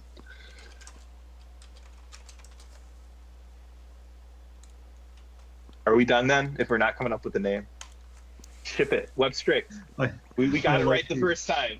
I like the 3 thumbs down this has gotten since we started looking at it. It's great. I'm surprised. Does anyone know what's so controversial about like adding a mode? I assume the name is what's controversial. And the name, yeah. Yeah. Okay. Yeah. I mean, to be okay, honest, people- there's no good name we can give this. Right. It's an opinionated, like, it's a set of opinions. Like, that's really what it comes down to. Yeah, I mean, if it, like I said, I think that web strict and some basis thereof, depending on how we think versioning works, I think is better than just strict, because you're expressing, I want web opinions, and then I'm going to start applying a bunch of lockdown policies. And so I think But, like, I think that's fine. like camel case, like, That's falling why under strict is weird to me. No, but under web strict, that's the policy from web, but you've turned a bunch of be more restrictive policies on. Yeah, I agree. Okay, If sure. it was just strict, that would be the default casing. Yeah. So web strict would be a starting point. I agree with Jeremy. Okay, fair.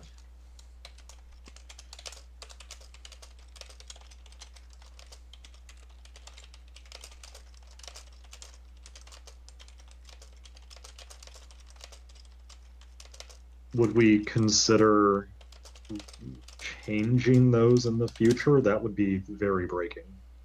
Probably more so than we're comfortable with. No, and this is why a versioning scheme might be necessary. Okay. Right. The only sense that I could see this potentially changing, right, is if we change like the default JSON serializer option, like perhaps for the duplicate properties. Like we're literally everything changed unless you explicitly, Yeah. Because, like, does web also allow comments? It does. It's not I listed don't as believe allowing so. comments. Yeah, I don't I think don't so. believe it does. No. Okay.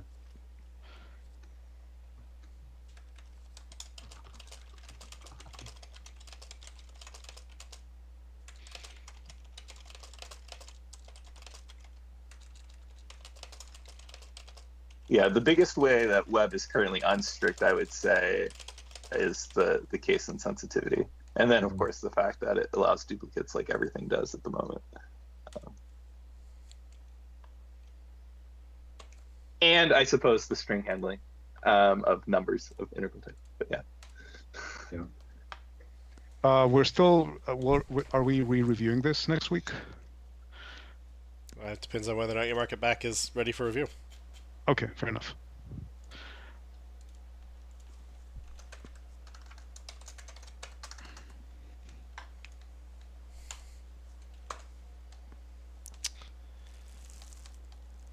And Yeah, opinions in deserialization, man. It's a hard problem. yeah, it's part of why I wish we'd never had a serializer. Well, so I mean, this is whenever we do, reviews of other stuff, serializer related, the philosophy that I tell people is that, like, you can imagine serializers being divided into two camps. The first is like, I'm giving you a representation of the payload, and I'm not really making any claims as to what you should do with it. And the second is, now I'm applying all these different opinions on top of it, in order to make it easier for you to consume. And that's the thing that's always the point of contention, and why we have 3 downloads here.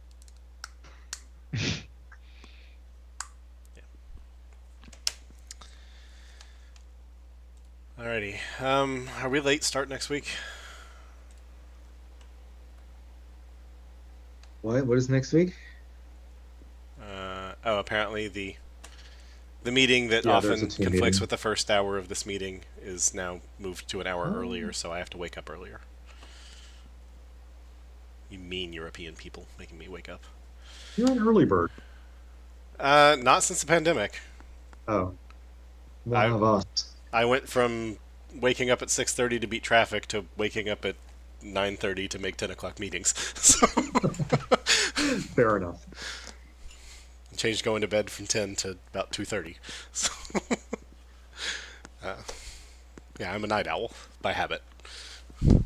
Sorry, I'm a night owl by genes. I was a morning person by traffic.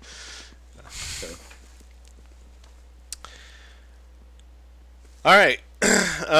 So thanks everyone for joining us. I'm actually surprised we didn't finish the list today. And it's also impressive that after a very, very, very long run of things coming through as approved, that we marked 2 things as needs work today. So it is what it is. We will be. Serialization is hard. Yeah. Is the calendar working again? Yeah. So the calendar's right. We will be here at 10 o'clock next Tuesday. I don't remember when daylight saving times happens, but we meet on Redmond time. So at 10 o'clock, whatever time it is in Redmond. Sorry if DST affects you between now and whenever. And with that said, I'll stop rambling and I'll bang the gavel, and we'll see you at our same .NET time on our same .NET channel. Auf Wiedersehen. Bye bye. All right.